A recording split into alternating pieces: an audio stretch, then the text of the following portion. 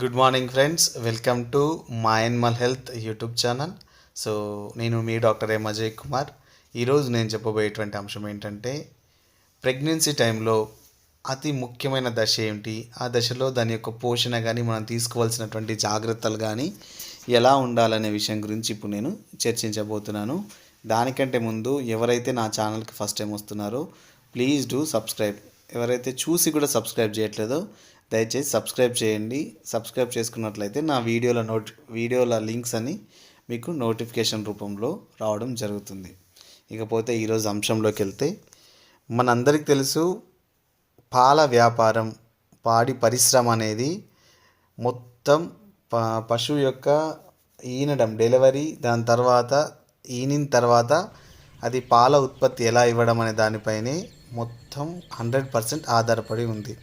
కనుక ఈ పశువు చివరి నెల అంటే చివరి 3 వారాలు, ఈనిన తర్వాత మొదటి 3 వారాలు, ఈ 6 వారాల సమయం అనేది ఇటు ఎనిమల్కి అటు రైతుకి చాలా ముఖ్యమైనదన్నమాట.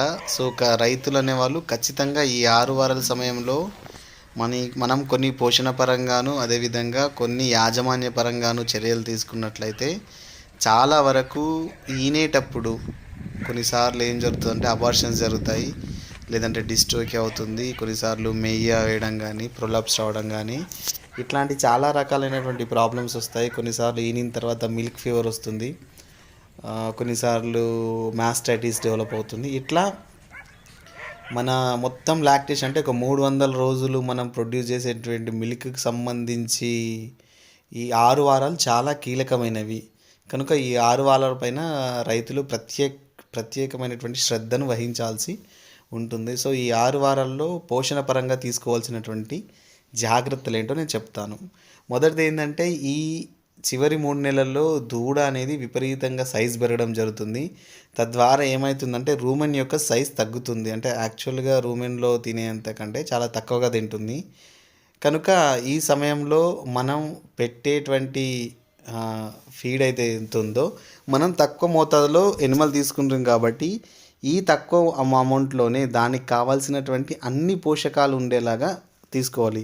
ఎక్కువగా శక్తినిచ్చే పదార్థాలు, అదేవిధంగా దానా అనేది సమృద్ధిగా వేసి కొంచెం పచ్చిగడ్డి, ఎండుగడ్డిని క్వాంటిటీని తగ్గించాలి. తద్వారా ఏమవుతుందంటే దానికి కావాల్సినటువంటి పోషకాలు తక్కువ మొత్తంలోనే వచ్చేటువంటి అవకాశం ఉంటుంది. దాంతోపాటు అతి ముఖ్యమైనది ఏంటంటే, ఈ చివరి 6 వారాల్లో ఖచ్చితంగా దానికి బెల్లాన్ని పెట్టాలి. సో బెల్లం అనేది మనకు అందరికీ తెలుసు, అది ఇన్స్టాంట్గా ఎనర్జీని ఇస్తుంది. అప్పటికప్పుడు దానికి కావాల్సినటువంటి ఎనర్జీని ఇస్తుంది. అదేవిధంగా బెల్లంలో చాలా రకాలైనటువంటి పోషకాలు ఉన్నాయి. ఇప్పుడు మనం చూసుకున్నట్లయితే కాల్షియం, మెగ్నీషియం, జింక్, ఇట్లాంటి సూక్ష్మ పోషకాలు, వీటన్నిటికంటే అతి ముఖ్యమైనటువంటి ఐరన్ ఏదైతే రక్తహీనతను కలుగజేస్తుందో, ఆ రక్తహీనత కలగకుండా ఉండేటువంటి ఐరన్ కూడా పుష్కలంగా మన బెల్లంలో ఉంటుంది.